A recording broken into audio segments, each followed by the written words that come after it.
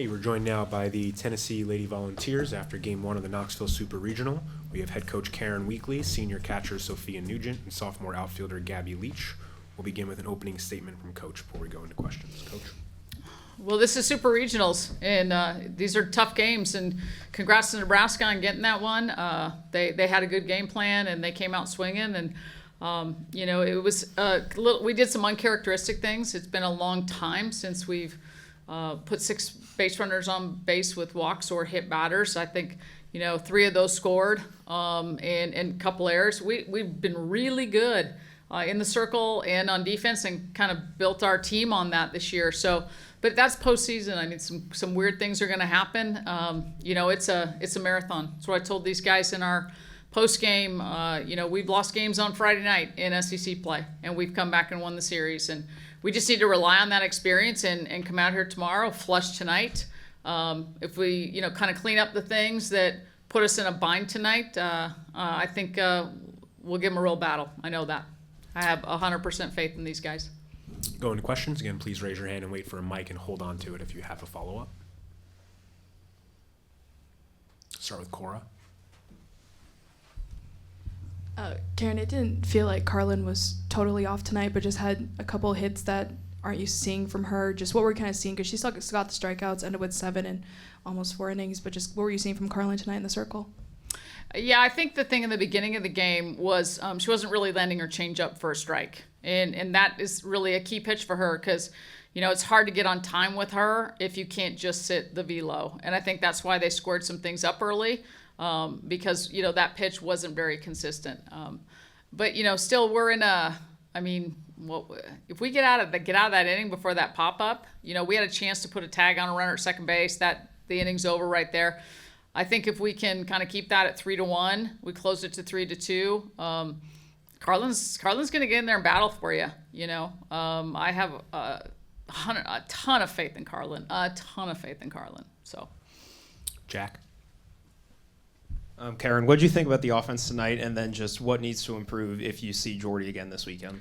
So I thought the offense was the bright spot. You may not see it because the runs aren't there, but, we out-hit them. We put 7 hits on the board.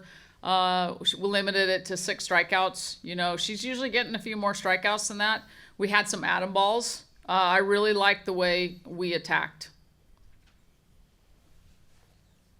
Go to Reese and then Rhiannon. Karen, what did you see on that error between Savia and Lauren in that 3rd or 4th inning or whatever it was? Yeah, top of the 4th there. I think what happened is, Laura's camped under it. Stadium's really loud, and you're probably not going to be able to hear each other, but she camped under it, waved her arms, which is her job. Savia was listening for a call and didn't hear a call, so then she kind of just took over, and just one of those things where they both made a mistake. Savia came in and was calling a ball that wasn't hers, and Laura, at that point in time, just needed to hold her ground and make the catch and not defer to Savia. Rhiannon. Yeah, Karen, you said, would you have kept Carlin if that hadn't happened and they'd separated, or would the decision been differently, or did you pull her just to save her a little bit, or was there any? Oh, I think when they got it to 5-1, we kind of needed to see some more in terms of us closing the gap to leave her out there, because again, this is it's a race to 2 wins.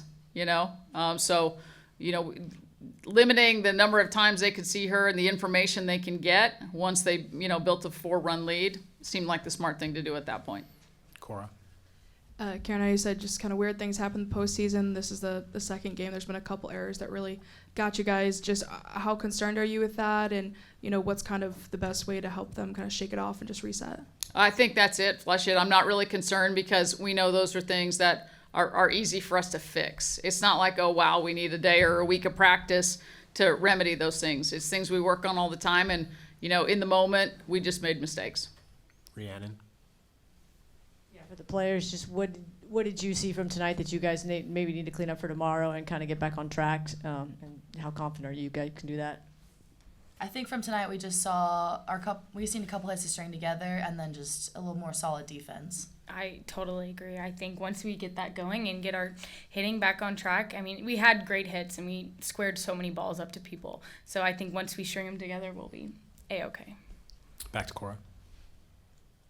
The challenge call in the 4th inning before all the chaos happened, how is it kind of frustrating knowing that the game could have ended twice before those errors happened and the game kind of got out of reach?